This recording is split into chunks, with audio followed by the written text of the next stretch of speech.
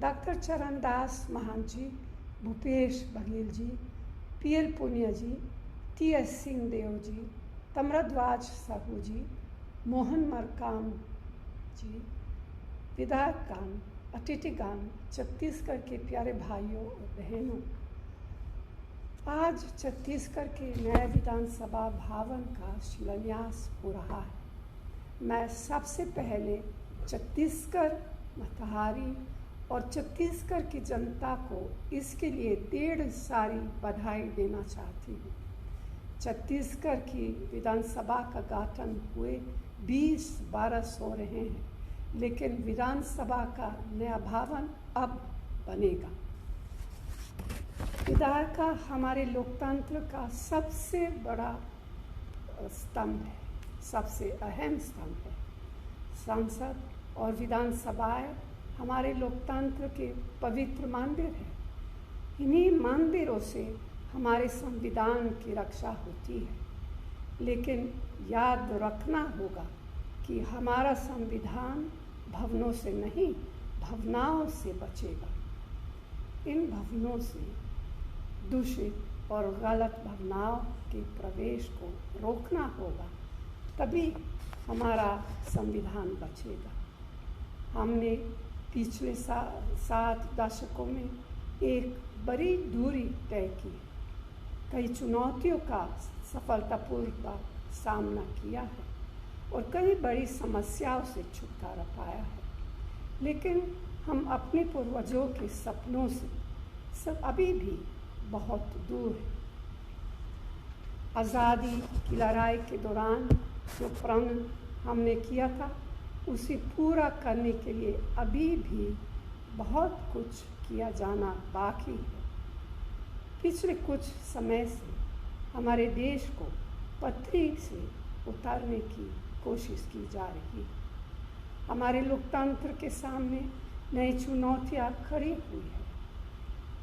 आज देश 2 रास्ते पर खड़ा है, गरीब विरोधी, देश विरोधी, जनता को एक दूसरे से लड़ाकर राज करने वाली ताकतें देश में नफरत और हिंसा का जहर घोल रही। अच्छी सोच पर गलत सोच हावी होती जा रही। अभिव्यक्ति की स्वतंत्रता खतरे में है। लोकतांत्रिक संस्थाएं ध्वस्त की जा रही है और लोकशाही पर तानाशाही का प्रभाव बढ़ रहा है। वो क्या चाहते हैं? वो चाहते हैं हिंदुस्तान की आवाम, हिंदुस्तान के युवा, हमारे आदिवासी, हमारी महिलाएं, हमारे किसान, दुकानदार और छोटे व्यापारी, हमारे जवान सभी अपना मुंह बंद रखें। वे देश का मुंह बंद रखना चाहते हैं।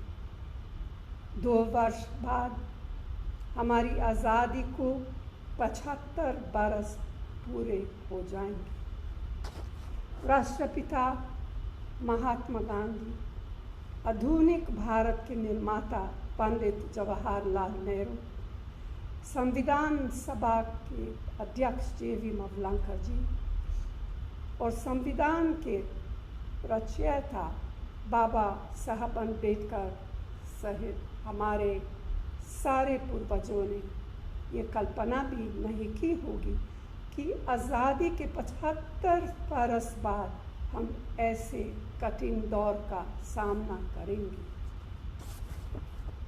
जब हमारा लोकतंत्र और संविधान ही खतरे में पड़ जाएगा। आज हमारे लिए एक महत्वपूर्ण दिन है, जब हम एक नए विधानसभा भवन की बुनियाद रख रहे हैं और यही वह दिन है जब हम अपने लोकतंत्र की बुनियाद को सुरक्षित रखने की शपथ लें।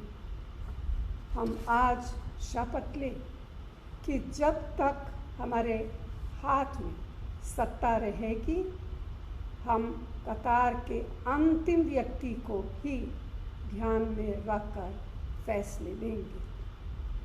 मुझे ये कहते हुए संतोष हो रहा है कि मुख्यमंत्री भूपेश बघेल जी के नेतृत्व में छत्तीसगढ़ की सरकार के फैसलों से अंतिम व्यक्ति का पूरा ध्यान रखने की कोशिश की जा रही है। 15 बरस की लंबी अवधि के बाद छत्तीसगढ़ में कांग्रेस की सरकार बनी है। हमारे तमाम साथियों को शहादत देनी पड़ी। पिछले वर्षों में छत्तीसगढ़ में जो हुआ वह उदाहरण है कि एक दिशाहीन और विचारहीन सरकार जनहित के बारे में कभी नहीं सोच सकती।